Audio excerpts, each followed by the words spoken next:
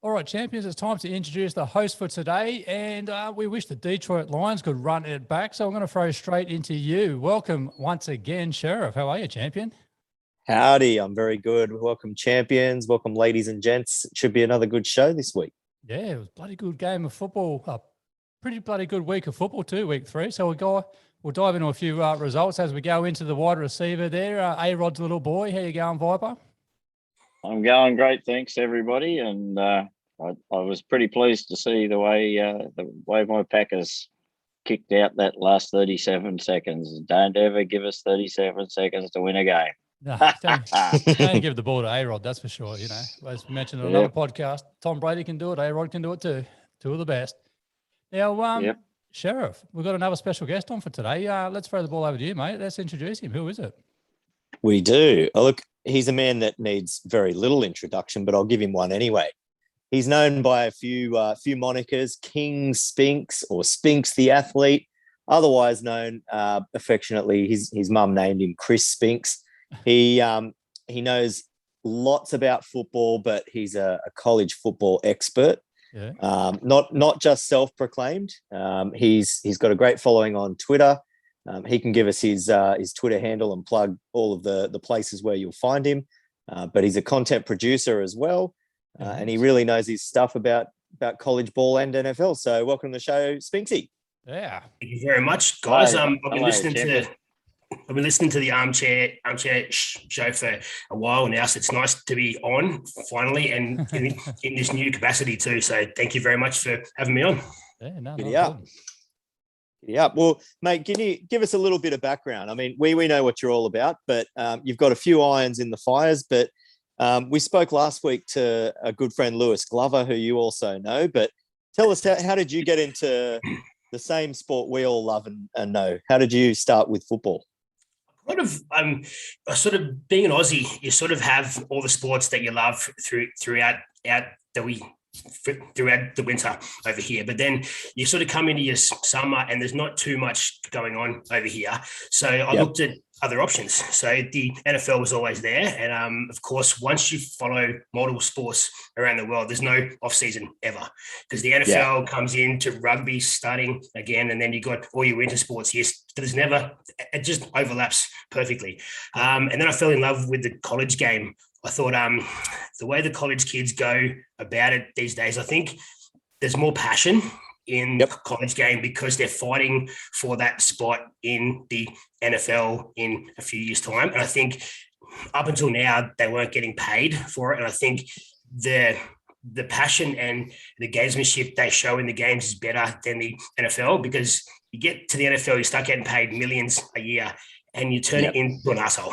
So it's true. Well, I like that perspective. It's pretty true, right? So you're talking about the pure passion and the hunger and the want to make it in the sport. Once you've already made it, like they talk all the time about a contract year in the NFL, right? You know, the players are playing for contracts. They're that little bit more motivated to play well and put in the big effort. And then once they get paid, it seems to drop off. Rightly or wrongly. Yeah, so I like that perspective. So you're into college ball and you like the purity of the game there. Talk us through how far have you been drawn into it? Because I know you write content. You've been picked up by Sports Network. Tell us about how you got into writing for college ball. Yeah, so I've been doing it for a couple of years now. I'm working for a few different companies overseas. Most of them just not getting paid for it, just the experience, I suppose, as they keeps saying, oh, just hang with us, you got all the experience in the world. And I get that, but at some point you want to get paid for what you actually do.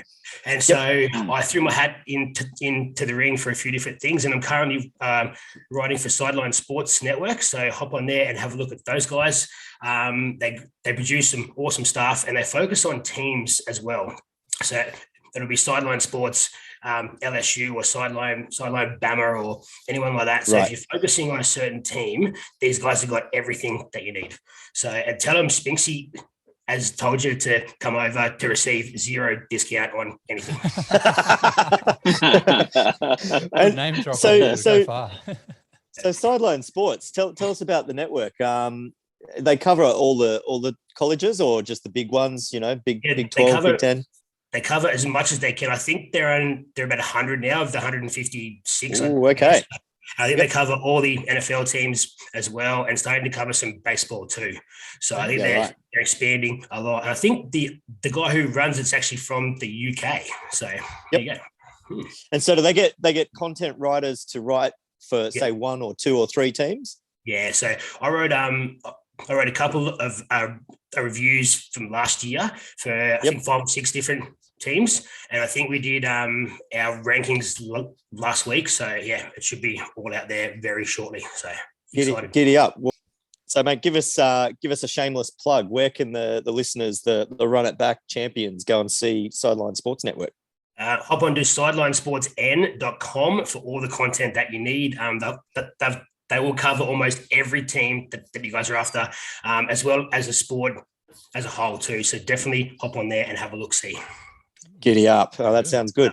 And mate, I've seen you slinging it around, and I've watched a couple of episodes. Tell us about your YouTubing escapades. That's good. Yeah, so I was doing a college football show for a few years, but I was kind of struggling to find someone to host the show with me, and no one wants to hear me talk for ages at a time. Yep. So I thought try to do something different. So I remember Channel 10 used to have an Aussies Abroad segment about 20 years back, where that sort of every night they'd have like a little 10-minute segment on what Aussies are doing overseas. And so a few of us got together and we're doing an Aussies Abroad show. You find us on YouTube. And we're just trying to interview athletes and talk about what Aussies are doing on the world stage. We've had a few Olympians on now. Who did really well. We've had a few different guests on. So it's been very nice doing the show.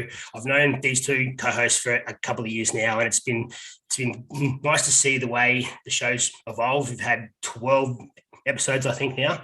So it's just been really nice. It's doing something different that I wouldn't usually do.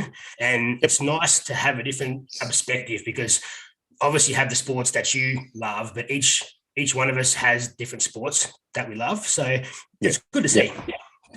Very good. Well, if you're listening to this podcast, I can tell you Spinks the Athlete has a head for podcasting, just like I do. But if you want to check out the Melon, jump on YouTube and find an Aussie Abroad. So it's good stuff. So that gives us a bit of background and insight into who you are. And you're a sports nut, and you know your stuff with college ball and NFL. Who's your team? Tell us who you follow. Unfortunately, I support the LSU Tigers, who I've been supporting them for about 10 or 12 years now. Yes, we won the comp in 2019, which was one of the highlights of my life, because all the other teams I support are rubbish. So across all the other codes. LSU is my team, but I never let that get in the way of giving out a good story. So if LSU get beaten, I give them as much as I would if they win. And in the NFL? So sometimes that doesn't. I'm a Dallas Cowboys fan. Please cut that out. wearing a Raiders hat. Shame on you. They can't see. The people can't see my hat, so it's fine. Yeah, I need to tell them. I'm a Stanford fan because of the bloke behind me. Still love Captain Andrew Luck. Send squirrel oil, please, mother. Who is he? Andrew Luck. Nah, Is that ancient? It's all black and white, that picture. He's old, isn't he? It's a black and white photo. Poor old Andrew. So, all right, boys. Well, should we crack into round 3 of the NFL and just dissect a few games? Go for it. What was the highlight for you this week, Sheriff? Kick it off, mate. Well, I thought we might talk Bengals and Steelers first. A few takes from that game were pretty interesting. So the Bengals ended up beating the Steelers 24-10. The Steelers, they've definitely got a better than average defense. And, we've been waiting and watching to see how that Joe Burrow and Jamar Chase connection would go. And I've heard stats being the last couple of weeks. So, yeah, it was good to see him. What he's going to do this week? Yeah, only you have. I'm a Burrow fan, but I don't rate him. I'm sorry, I don't rate him. Well, mate, the connection is there because Chase has scored in every week so far to start his career, and I think I heard the stat was the last the last player to do it at this age was Randy Moss. Right. So that's pretty impressive. I mean, it's only 3 games, so it's a small sample size, but that's what we're talking about, right? Yep. So Chase is off to a hot start. I don't know how many of you saw the short clip of Ben Roethlisberger, but he just looks, mate.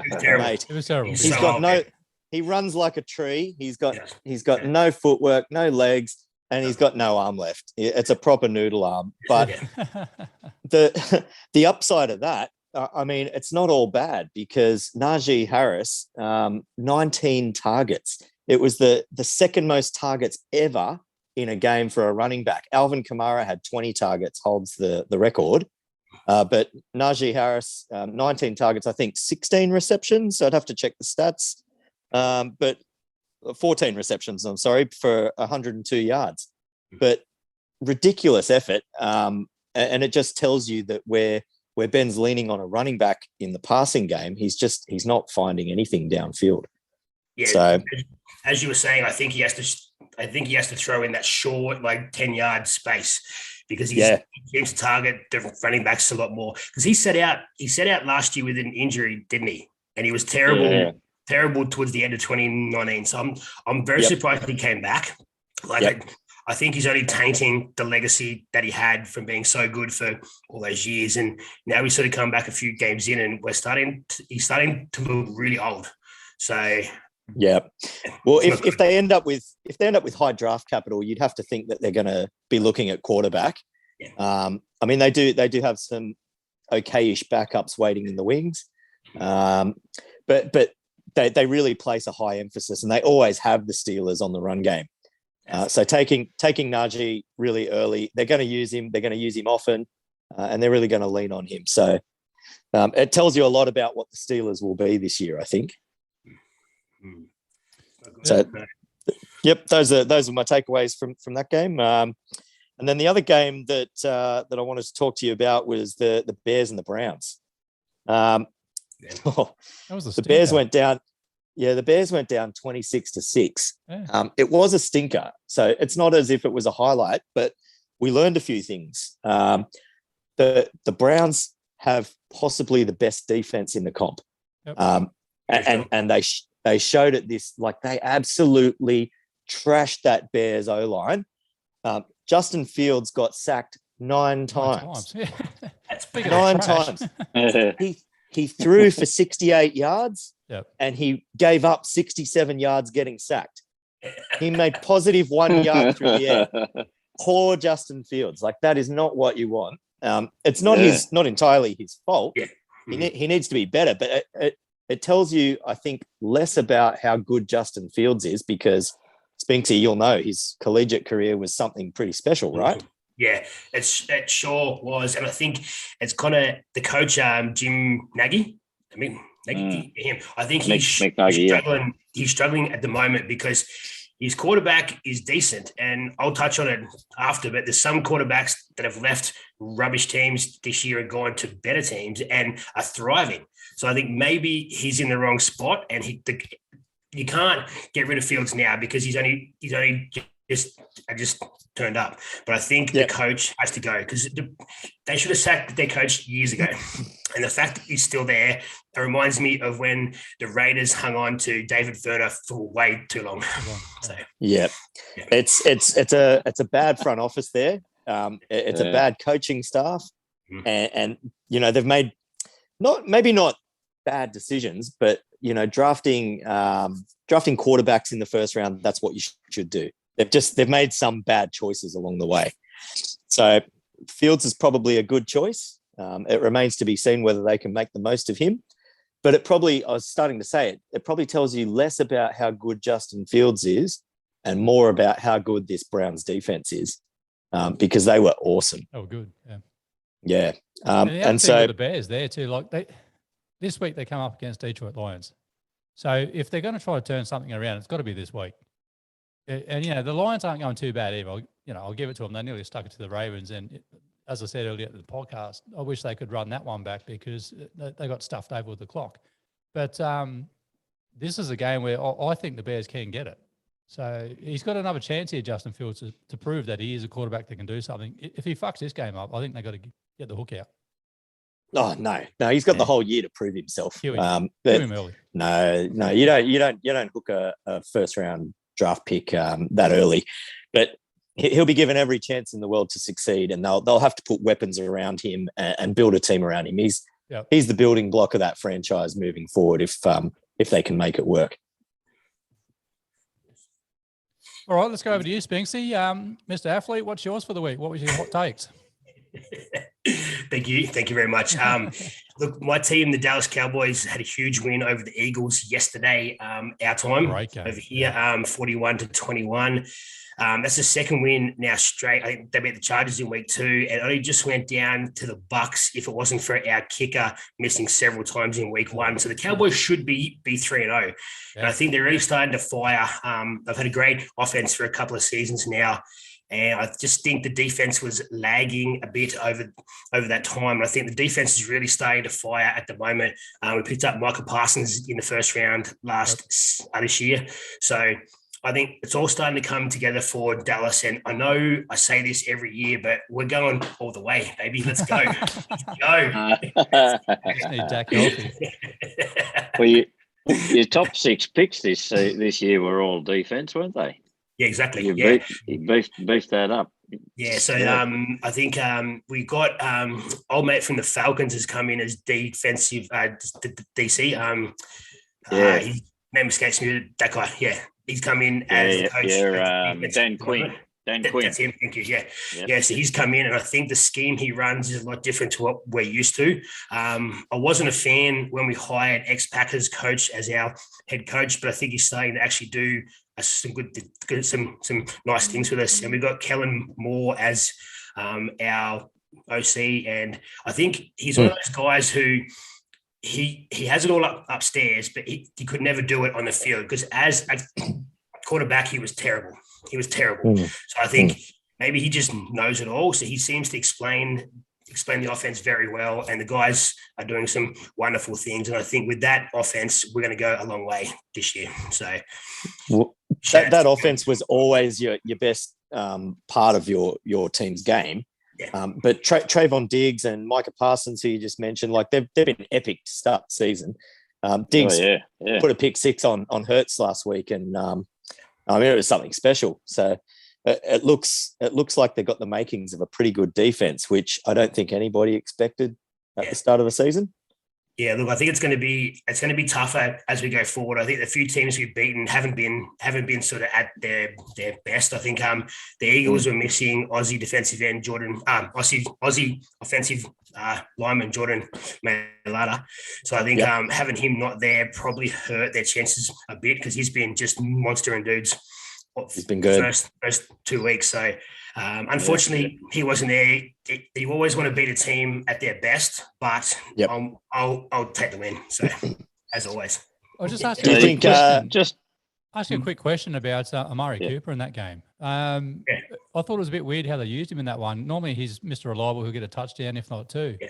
They sort of didn't go to him that often, and I was pissed off because I had him in a multi, but so do I. It was a weird one to exclude him a fair bit in that game. They didn't really go to him much.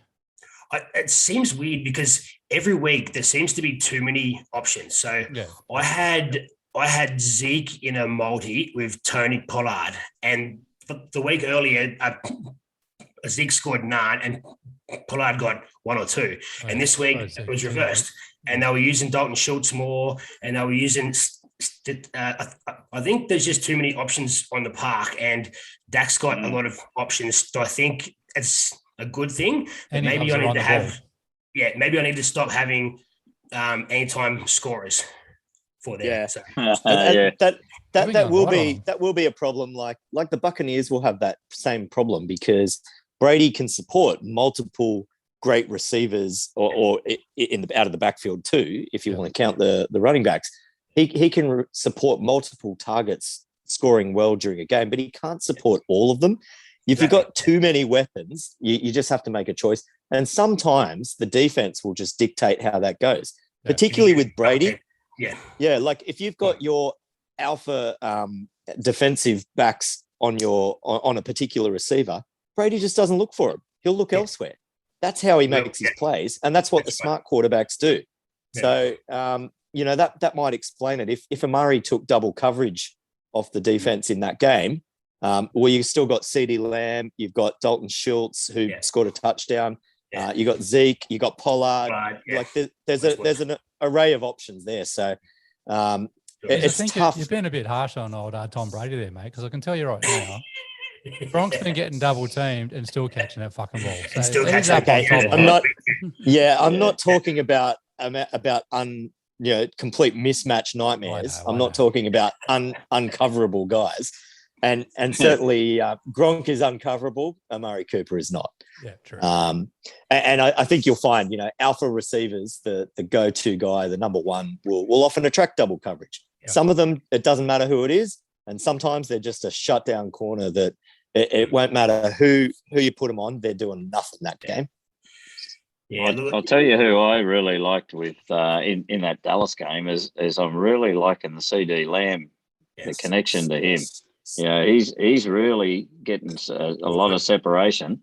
Yeah, and I reckon you're going to see a lot of touchdowns from him. But you know what, the thing that you touched on, Spinksy touched on it earlier, is the kicker Zulin. Like he used to be Greg the leg. His leg's not much good now. Like he missed one from right in front, a conversion the other day, and that's going to hurt him later. Yeah, so he cost us 7 points in the first match. We went down by 2 or 3, and then the second one, he had a field goal from like over 50, I think to win the game, and he got it. So I think he redeemed himself there, but we were this tight from having a 3-0 start to the season, and I could rub it in everyone's face because everyone's been giving me crap for years because I'm a Cowboys fan. And so maybe I had the chance, but no. Yeah. The second game I want to touch on was the Chiefs and the Chargers. The Chiefs are now 1-2. Chargers are 2-1. The Chargers won the game 30-24. The Chiefs might not be the team that we expected them to be. I know we're only 3 games in, but they've replaced a lot on the O-line. So I think teams are sort of getting after Mahomes a lot more than they were last year. I think he had so much more time in the pocket last year and would sort of look around, eat a sandwich, and then throw. Like he had so much time. And I think the way after you win a Super Bowl, old guys are going to leave on a high note. So I understand they're sort of rebuilding a bit as such, but he's still got the offensive talent there. He's still got all the weapons around him and a great running back and wide receivers, tight ends, all that stuff. But he's just not winning the games that we expected. And the game they actually won, the team escapes me at the moment, but they should have lost that game too. So they could be 0-3.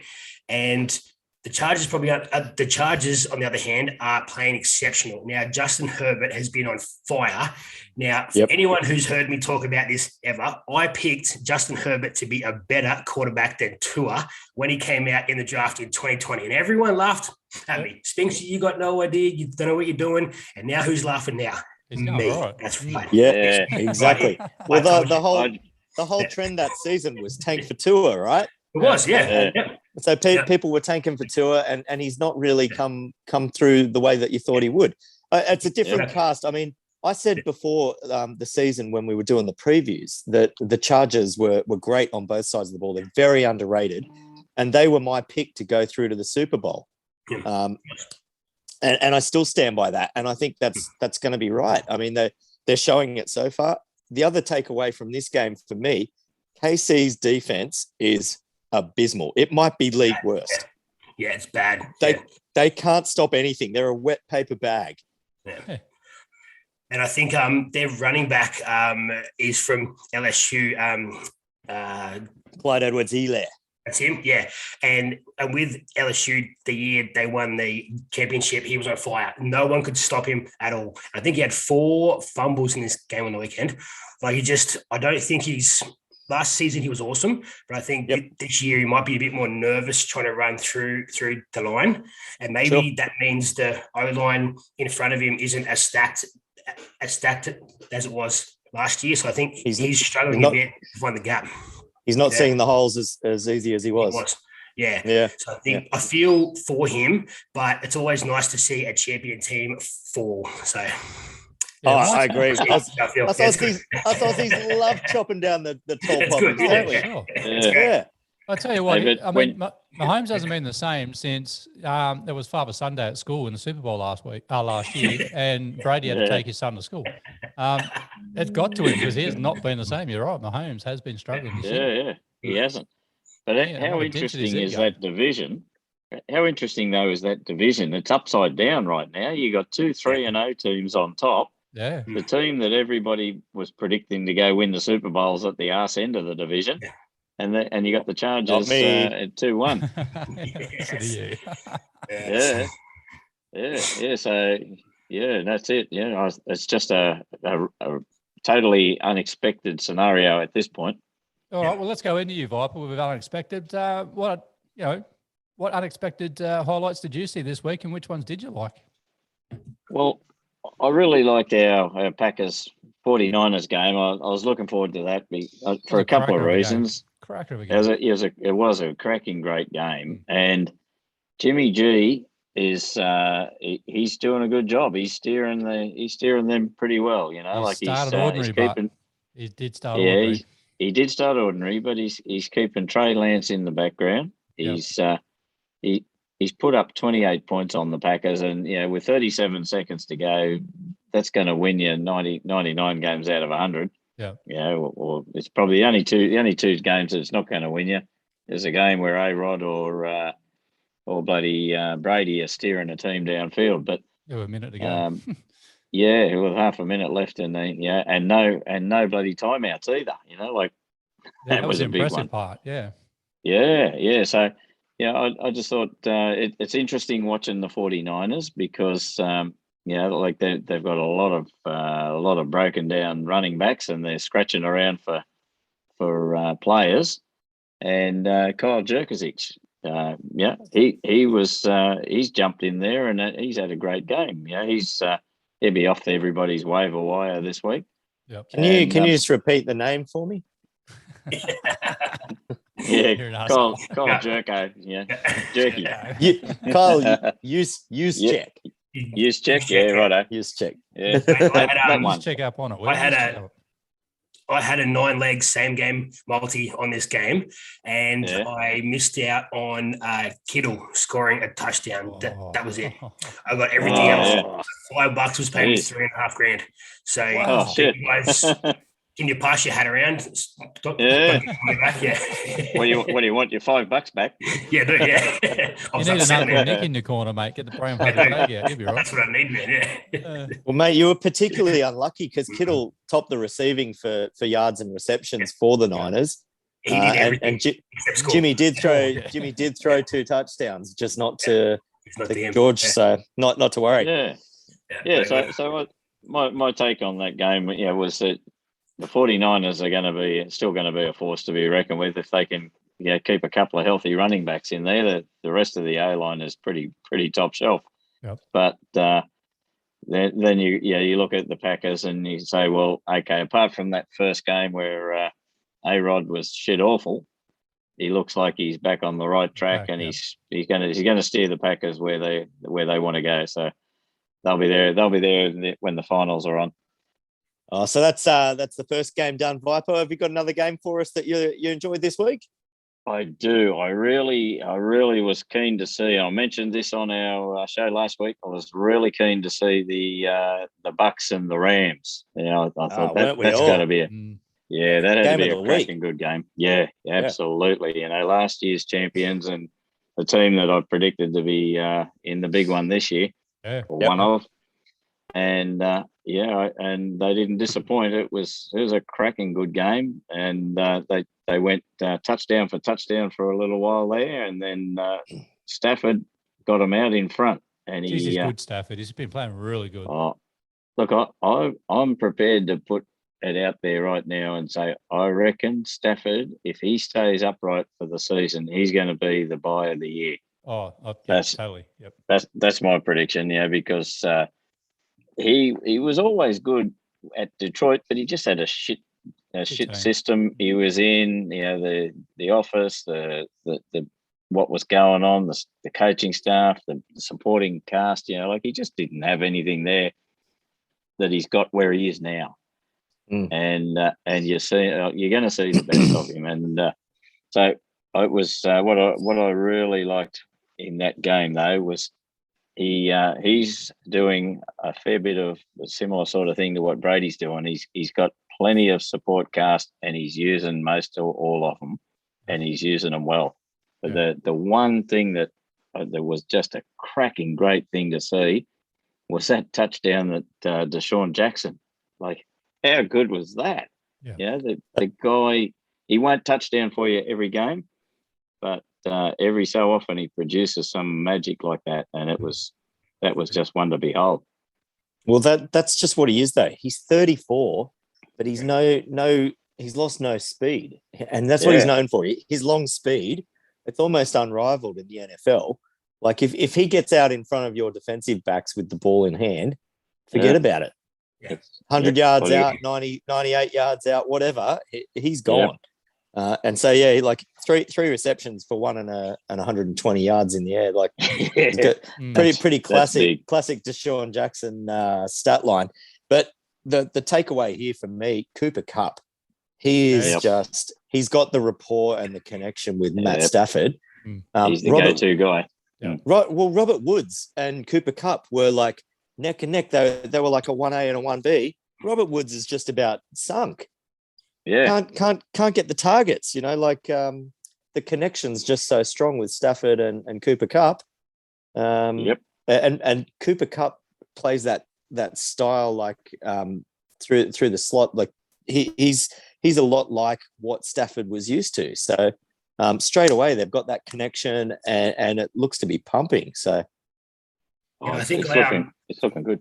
Yeah, I came into the comp when St. Louis were the Rams. So I've been watching this for a long time now, and I think they hung around with Jared Goff for a bit too long. I've been a Rams fan on the side. I've always wanted to see them do well. And I think what they did with Jared Goff, I think probably 2 years too long. I think he had a few, as we talked about earlier, contract years. He kind of had a few contract matches where 3 games in a row he was the best we've ever seen, and then he had 8 games of just rubbishness. So I think having a switch and going to Stafford, who has struggled for a year or two, but he's sort of, you get a new team, you got a new lease of life, and I think he's starting to do really well. And the Rams are looking up this year, so good luck. 3-0 now, so looking good. Good start. Yeah, the other one last little thing that came out of that game that you don't see very often was Brady run one in. So it's rare. Yeah. Grandpa Brady runs one in. And against that defense too. Well, he almost had to, because they were doing a really good job of just shutting down the air raid, and so nobody had a massive game. Like Mike Evans went over 100 yards. No one else did. No. And Brady has so many options there. We're used to seeing that, but the Rams did a really great job of keeping the pressure on. They shut down the run game, apart from letting Brady run one in. But I guess nobody saw it coming, and neither did the Rams. What do you reckon about? Do you reckon they missed Antonio Brown? I do. He was gone for the week, but it did make a big difference him not being there. Yeah, so he was out. He was out with COVID. He's had his 2 shots, but he tested positive for COVID, and you have to wait to have 2 negative tests in 3 days. I think so. It was never going to happen, but he's been doing wonders. I've got him in a few fantasy leagues, so hopefully he keeps going the way he's going, and he's back next week. So they definitely missed him. And they just keep him out of motel hallways too, and he lives. So and cryogenic freezers and the backs of couches and away from masseuses. He's an absolute nutbag, but he might be one of the best receivers the NFL's ever seen. Yeah.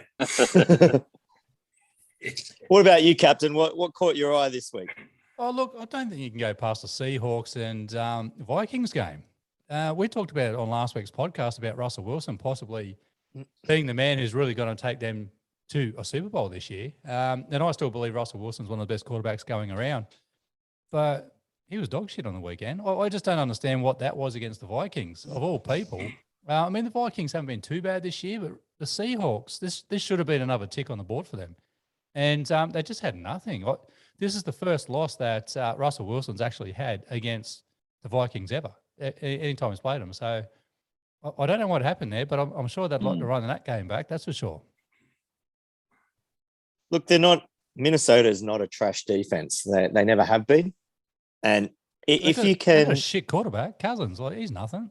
But he schooled bloody Wilson. Hang on. Cousins, Viper gives Cousins shit. Cousins is an average fantasy quarterback. And so I think we can all... No, from time to time, I think we can all get caught up in the fantasy football logic. But Cousins is a very capable NFL quarterback. And he doesn't make a lot of mistakes. He's not a risky quarterback, and he's certainly not a sexy quarterback. He doesn't make yards with his legs, and he's certainly not a handsome quarterback either. No, that's not true. I haven't really looked that closely to see how handsome he is. But so if you happen to be listening, Kirk, give us a shout out with a photo. I make no judgment, and I'm no oil painting myself, but he was a bloke. No, look, send some squirrel oil. No, look, Kirk is a very capable NFL quarterback, and Vipers panned him, but I don't agree. Put that aside, though. Like Russell's great, and the Seahawks offense is great. The Seahawks defense is trash. Trash, yeah. And I argue with that. Yeah. And Minnesota are not bad. Like, they're not the best defense in the NFL, but they would be Spinksy, what? Right? Top 10-ish defense? Yeah. My concern is the Seahawks haven't been good for 4 or 5 years. I know I'm going to say it to you Seahawks fans. I'm sorry, but since the Legion of Boom and you guys lost the Super Bowl to Tom Brady probably 4 or 5 years back when it was intercepted on the goal line by Malcolm Butler.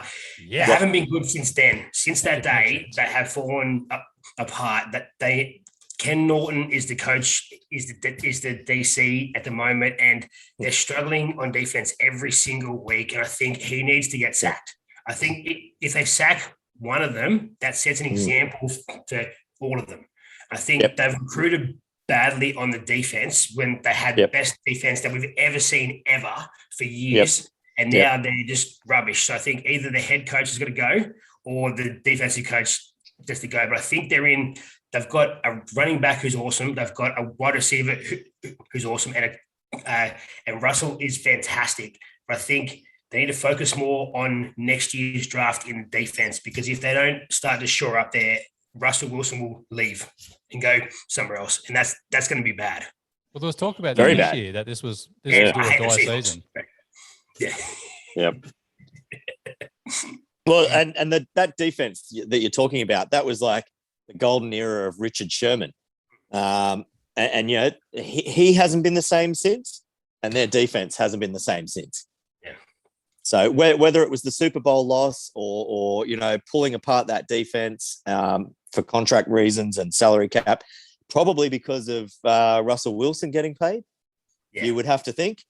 But that's what you do. That's what you do. If you're going to retain an elite quarterback and pay him elite quarterback money, you have to make room, and something's got to give. Unfortunately for them, the defense has to give. So Russell, get out there and make magic on offense, and they do.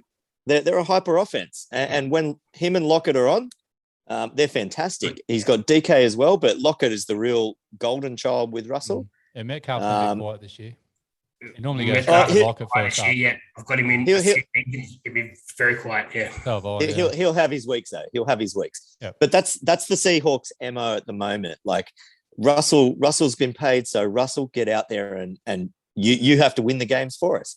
Yeah. But they will come up against these better defenses, and those are the games that you can expect that will be on the line. And so you'll come up against your Minnesotas, and if they play the Browns or if they play even the Colts have got a pretty good defense. And so if the Colts can score some points against a weak Seattle secondary, that would be a game you would expect them to win. And I don't mean to say that because I'm a Colts fan, but like Seattle fans would be expecting they would belt the Colts. And I think, that they might get a surprise in those sorts of games with teams that are not so great on offense, but decent on defense. They'll shut them down, and you only need to score 2 or 3 touchdowns and the game's on the line. Yeah. And that's what happened to them this week. That's my takeaway from that game. Before we go to your next game, champions, don't forget to always go to the website, armchairchampions.com.au. Check us out. We're going to be pumping Twitter. Armchair Champy 2 is our tagline. And I've just updated my Twitter handle to @ArmchairSheriff. So it should be a little bit easier for everybody to find. A little bit of a plug there. Boys, any other social media that we need to be looking at? Yes, me. Okay. Thank you. Find me at Spinksy CFB on Twitter for all your college football talk, and Aussies Abroad 23, where we have everything you need to know about my new show, Aussies Abroad. But definitely, very good. Definitely have a look for Armchair Champions. It's a fantastic show. We love Very it. good, very good. Okay, and obviously we're on Facebook, we're on Insta, we're on Twitter, obviously. LinkedIn. Come find us everywhere. Yep, Everywhere. LinkedIn. Giddy up. Okay. Back to your regular programming. Captain, what other game have you got for us from round 3? Oh, look, it was the battle of the celebrity tippers. It was our 2 teams. It was me up against Kyle Felt from the North Queensland Cowboys. His team is the Saints, and mine is the beloved Patriots. So we've been getting a bit of banter each week, a bit of shit. And, he got me, didn't he? Was it 28-13? I didn't see that coming after what they served up last week. I thought the Saints were dead set gone. They're in a bit of a, I don't know, they lost their main man, Breeze, last year. Last week was a debacle, and I thought this is a game that we can probably win. Wow. Good learning curve for Mac Jones. He did turn it over quite a fair bit, and let's see how he bounces back. It's not going to be an easy stroll for him, and there's people targeting him, so he needs to get the defense line and a bit more protection for him, I think, so we can see actually what he's going to do with that arm, because at the moment he's not really showing too much. Look, mate, all of us hate. Sorry, mate. All of us hate. All of us hate the New England Patriots, right? But you've stuck with Mac Jones. They made a hard choice before week 1. I was surprised they didn't let Newton have at least a game or 2, but they stuck with Mac. And if you guys can stick with him for 6 or 8 games, you'll find he is awesome. You just got to stick with him. And this might be the rebuilding year that you need. I know the last year was ordinary. Last year I think you were struggling to swim. I think this year you guys are on your feet and you've got a few things to look forward to. I think there might be a few horrible years ahead, but the good times will come. So it's nice to see the Patriots being so bad, but at the times we all like that. It's good. It's good. Yeah, we do. Well, it was an interesting game as well. Like if you looked at how it was played, Jameis scored 2 touchdowns in the air, but there wasn't a lot of aerial aspect to the Saints this week. Running. It was all ground and pound, and they did it through Alvin Kamara, who's not really a grinder. But he had all the carries, and he didn't exactly chomp up the yards. 24 carries for 89 yards. It's only 3.7 a carry, but that was effective, and it did the job. And then the Saints secondary just munched Mac Jones. Marshawn Lattimore intercepted. Malcolm Jenkins got an in, and PJ Williams as well. So he threw about 3 or 4, didn't he? He threw 3. Yeah. So it's just, I guess, for a rookie quarterback, you've got those ace guys in the secondary, particularly Marshawn Lattimore. He's just ridiculously good. So he's just going to have to pick and choose. Like we mentioned earlier, Brady would be looking, and that first read, he's not looking for that particular receiver. He already knows Marshawn Lattimore is on, I don't know, Nelson Aguilar this week. So I'm not throwing to Aguilar. He'd be looking elsewhere. And so that's good. If Mac Jones can take something away from that, he will improve. It's just funny, all these new rookie quarterbacks coming out that we mentioned earlier are struggling. Like Lawrence again. I don't think he had a very good. Trev had a terrible game. He was an easy target, and the defense was soft on him and didn't protect him. He got smashed, throwing the ball over and all that sort of stuff, intercepts. Zach Wilson, awful. Zach Wilson was. He is like absolute trash, and that's his play as well as what's around him. Like the team's doing him no favors, to be fair. Yep. Sorry, I just had a phone call. Will that cut me out? No. Trevor Lawrence has lost. Trevor Lawrence lost one match in 3 years at the Tigers, and that was to my LSU Tigers. So the fact he's now been to the NFL and has lost 3 games straight gives me utmost smiles on my face. It's like, this guy's welcome. Great. Yeah. Welcome to the NFL. This is football. That's great, mate. Enjoy it. How's it going for you? Yeah. Actually, can we just touch on something else too? I thought one other game that was something really pretty special came out of was the Ravens and the Lions. The Ravens finally got their 1917, but I mentioned last week the Lions, the new coach. The way he's talking to the team and the way he's got them thinking and playing, they're going to cause a lot of trouble during the year for a lot of teams, and I think they're going to be worth watching. It's a rebuilding year for them, and they've got a truckload. They should have. They got a truckload of draft capital that they'll hopefully use wisely next year.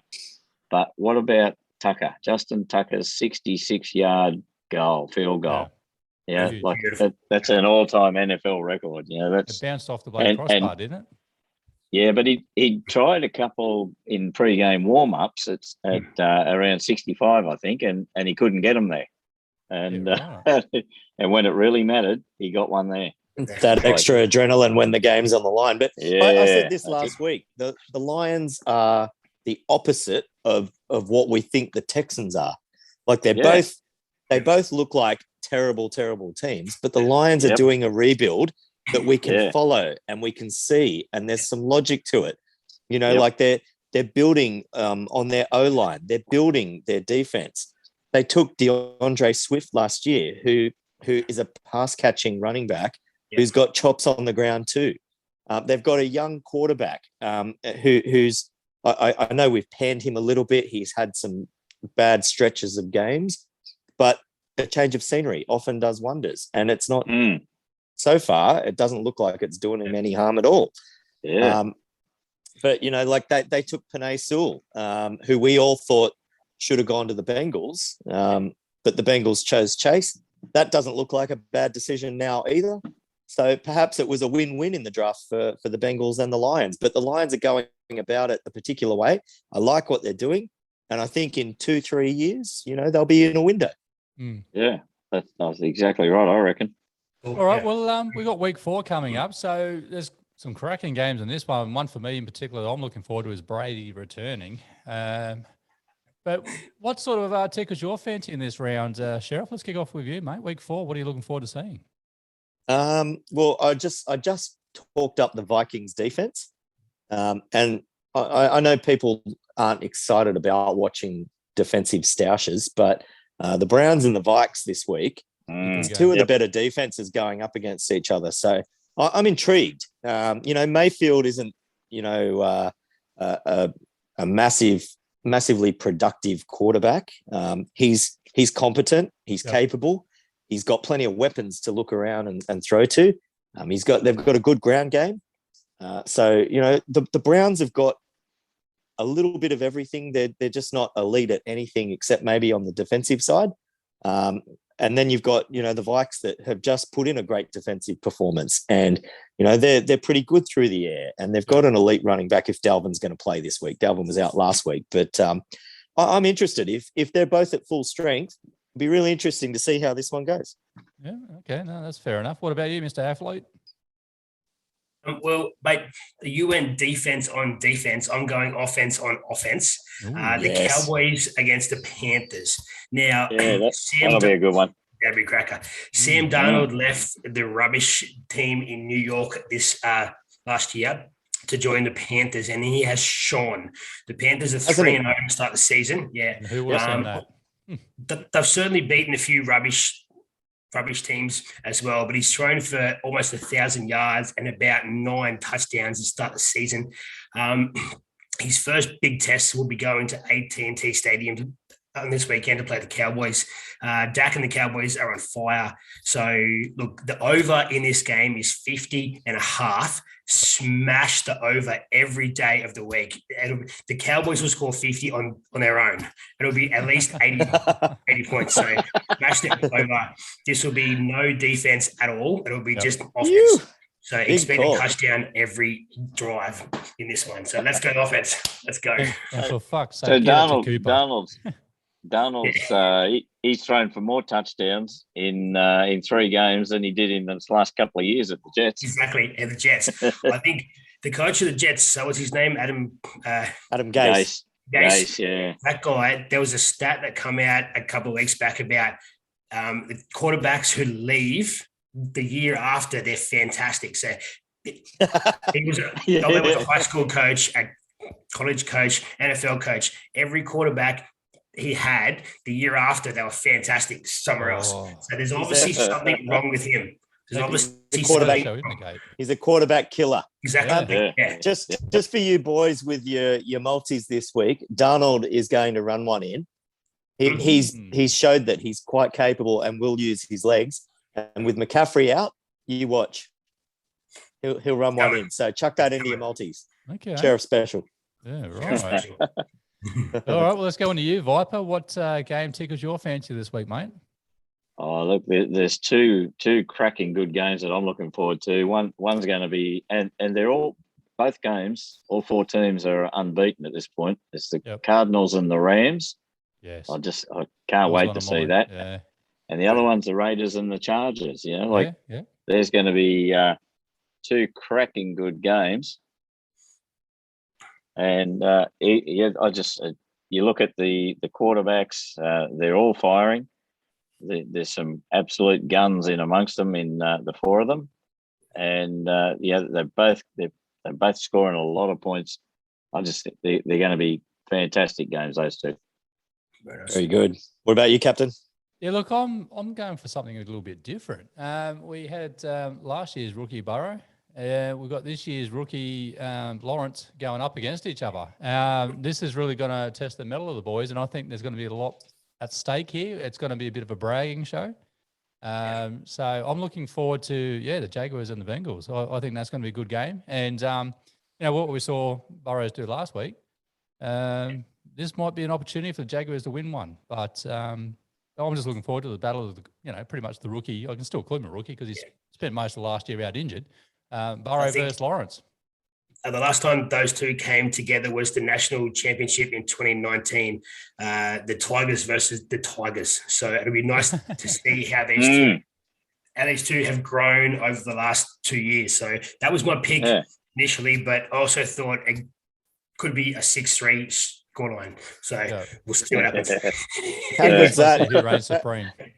How good's that? But Burrow's gone from a Tiger to a Bengal, and Trevor's gone from a Tiger to a Jaguar. Jaguar. Yeah. Don't do that. No. He's just getting ready for the Panthers on the weekend. The grand final. They're gonna get bashed. Look, just before we wrap it up, given you are a college football expert, give us somebody to look out for. Who are we going to see come through in the next 2-3 years that I can snipe you on a fantasy draft? I've got a couple. There's a running back out of Ohio State, and this is his first year. His name is Trayvon Henderson. And 3-4 matches into this year, and he's lighting the world on fire. Ohio State haven't been as strong as we would have expected. I think they've lost a game, maybe 2 already. But Trayvon Henderson, their running back, is just one of those running backs who doesn't hold back. It takes you a while to be a running back who finds the gap. And this guy's like 19 years old and finds every gap and runs home every time. So Trayvon Henderson, and a defensive end with Oregon named Trayvon Thibodeau. That's him. Thibodeau. Okay.